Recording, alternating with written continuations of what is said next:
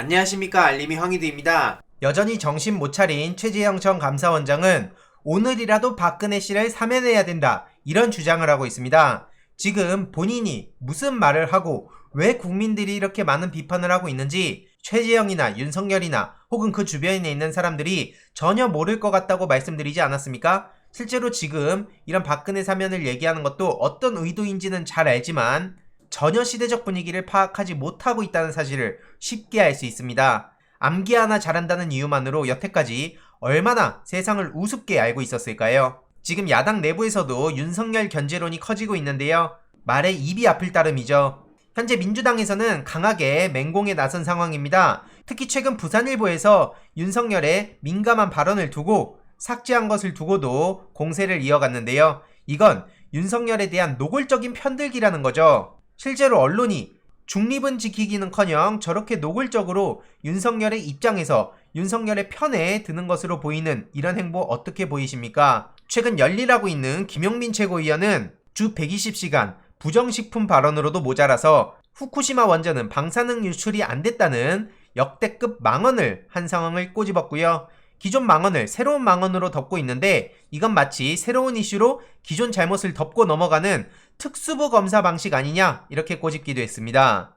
이런 황당한 주장은 일본에서조차 하지 않는 거고요. 일본 극우도 어리둥절할 일이라고 이렇게 주장했습니다.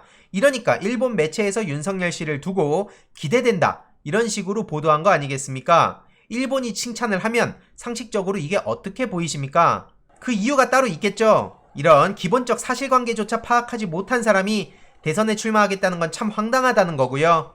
부산일보도 같이 비판했습니다.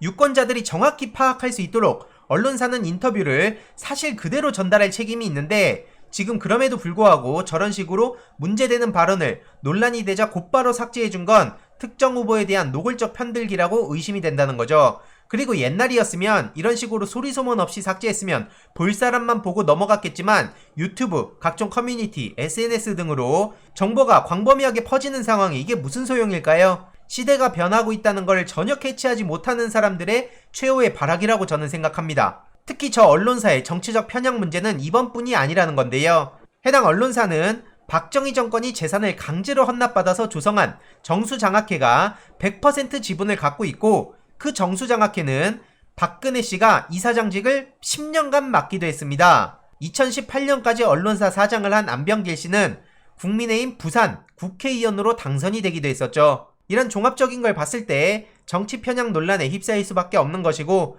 더 나은 언론 환경을 만들 방안을 찾도록 하겠다고 하는데 김용민 의원 혼자서 이렇게 할 수 있는 상황이 아니기 때문에 저 또한 민주당 미디어 혁신 특위라든지 계속 유튜브를 통해 소식을 전하며 힘을 합쳐달라고 간절히 부탁을 드리는 겁니다. 의지 있고 개혁에 앞장서고 변화에 앞장서고 시민의 뜻을 잘 받아들이는 사람을 최대한 우리가 지키고 함께 힘을 합쳐야 된다 생각을 하고요. 의지 있는 한두 명의 힘만으로는 결코 시민들의 뜻을 온전히 반영할 수 없다는 게 저의 짧은 경험을 통한 생각이었습니다. 이외로도 전해숙 최고위원은 윤석열 씨는 1일 1망원을 피하기 위해 대선 출마자인데도 휴가에 들어갔다더라 라고 꼬집기도 했고요. 김두관 후보도 내일쯤에는 독도가 원래 일본 땅이라고 할까봐 걱정될 지경이라며 국민들 더 열받게 하지 말고 당장 후보 사퇴하고 일본으로 떠나라, 이렇게 강하게 지적을 하기도 했습니다. 이렇게 입만 열면 논란에 휩싸이는 윤석열 씨 측은 이딴 설화에 윤석열도 굉장히 속상해하고 자책하고 있다, 이런 식으로 어설픈 해명을 해주고 있는데요. 속상해하고 자책하면 최소한 저런 식으로 태도를 보여선 안 되는 겁니다. 이런 일이 재발되지 않도록 이른바 레드팀을 만들어서 재발 방지를 사전에 할 수 있도록 준비한다고 하는데 이게 저는 어떻게 읽혔냐면 윤석열의 본심, 오랜 소신과 철학, 가치관, 생각 이런 것들을 지금 대선 앞두고 드러나면 계속해서 지금처럼 논란에 휩싸이니까 이걸 최대한 피해갈 수 있는 꼼수를 개발하겠다, 최대한 입을 열지 않고 최대한 문제되지 않을 발언들만 해서 윤석열의 생각을 숨기고 민감한 문제들에 대해선 최대한 회피하고 그런 팀을 만들겠다는 것으로밖에 안 보인다는 겁니다. 그러니까 지금 최재형 씨는 아예 윤석열을 보면서 아직 준비가 덜 됐다, 차라리 그 욕을 먹는 게 윤석열처럼 저렇게 대놓고 소신 밝혔다가 욕먹는 것보다 낫겠다, 이렇게 생각해서 그런 건진 모르겠지만 아무튼 윤석열 씨든 최재형 씨든 계속해서 비호감도만 올라가는 이유가 뭐겠습니까? 반문 정서에 편승했을 뿐 정책이나 미래 비전은 부족하다는 지적에 대해선 휴가 다녀오면 이제 정책 행보가 시작되지 않겠나 보여진다고 하는데 휴가 다녀오면 뭐가 달라집니까? 애초에 대통령 준비라는 건 하루아침에 되는 문제가 아닌 겁니다. 말 그대로 대통령입니다. 대통령직이 무슨 애들 장난입니까? 게다가 또 민폐를 끼치기도 했죠. 악수한 당직자가 코로나 확진에 걸렸다는 소식이 전해지기도 했는데요. 검사받고 자택에서 대기할 예정이라고 하는데 민주당에서는 윤석열 결국 사고 쳤다고, 특히 이 문제는 단순히 윤석열과 그 주변인들만의 문제가 아니라 국회 전체가 코로나 감염 노출됐다는 게 매우 심각한 문제라는 겁니다. 이런 식으로 아나무인 행보를 보이다가 결국에 이런 민폐를 끼친 건데요. 103명의 국힘의원실을 돌면서 인사하는 과정에서 수행원 10대 명을 데리고 다녔다고 말씀드리지 않았습니까? 게다가 층간 이동도 불가능한데 그런 거 다 떠나서 그냥 방역수칙을 대놓고 어겼는데 결국 이런 민폐를 끼치는 겁니다. 만약에 국민의힘 의원 한 사람이라도 옮는다면 여야 할 거 없이 의원들한테 또 옮을 수가 있는 것이고, 그렇게 되면 문제가 일파만파 상상 이상으로 커지는 거죠. 결국 이런 식으로 민폐만 끼치고 다니는 윤석열 씨의 지지율이 10%대로 말 그대로 폭락했다는 소식이 전해졌습니다. 보시는 바와 같이 7월 초 지지율은 25%였는데 최근 결과가 19%, 10%대로 떨어졌고요. 6%나 떨어졌습니다. 어마어마한 거죠, 이건.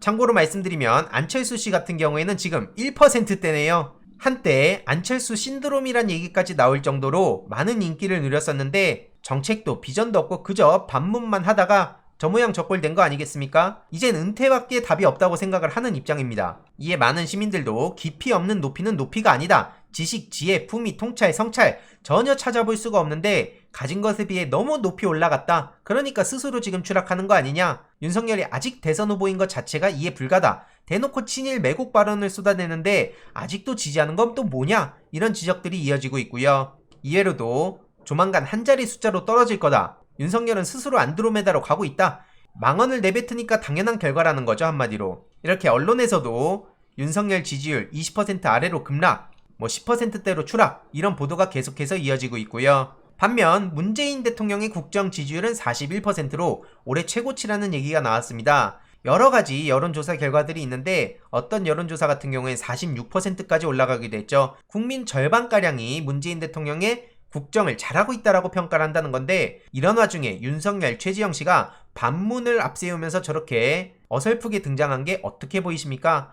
명백한 실책이라고 보이는 겁니다. 최소한 합리적 보수라면 인정할 건 인정하고, 특히 코로나 방역에 대해서 힘을 실 땐 힘을 싣는 모습을 보인다면 중도층이 그런 거에 영향을 받지 않겠습니까? 그런데 전혀 그런 거 없이 그저 문재인 대통령은 다 틀렸다, 이러니까 아주 일부를 제외하고는 전혀 공감대를 얻지 못하고 있는 거죠. 그러면서 알아서 지금 자멸하고 있는 반면 문재인 대통령은 대통령으로서의 직무를 잘 수행하고 있다는 평가가 임기 말인데도 불구하고 저렇게 40%를 넘고 있다는 거죠. 18에서 29세는 39%가 긍정을 하고 있다고 합니다. MZ세대가 문재인 대통령을 전부 싫어한다, 이런 건 프레임이라는 생각이 들고요. 민주당 지지율은 34%, 열린민주당은 4%라고 합니다. 개인적으로 열린민주당이 열일하고 성과에 비해서 낮은 평가를 받고 있다고 생각을 하는데요. 더 올라가야 된다고 저는 생각합니다. 이에 많은 시민들도 문재인 대통령 41%는 오히려 부족한 것 같다. 문재인 대통령 개인적 지지도는 아마 더 높지 않을까? 이런 반응들이 이어지고 있고요. 이렇게 열리라는 문재인 정부와 계속해서 무너져가고 있는, 스스로 추락하고 있는 윤석열, 최재형 씨 등에 대한 소식을 계속해서 전해드리도록 하겠습니다. 이번 내용도 유익했다면 구독, 좋아요, 알림 설정, 멤버십 가입 정말 큰 힘이 된다는 점 말씀드리고 싶습니다. 이번 내용도 주위에 널리 공유 부탁드립니다.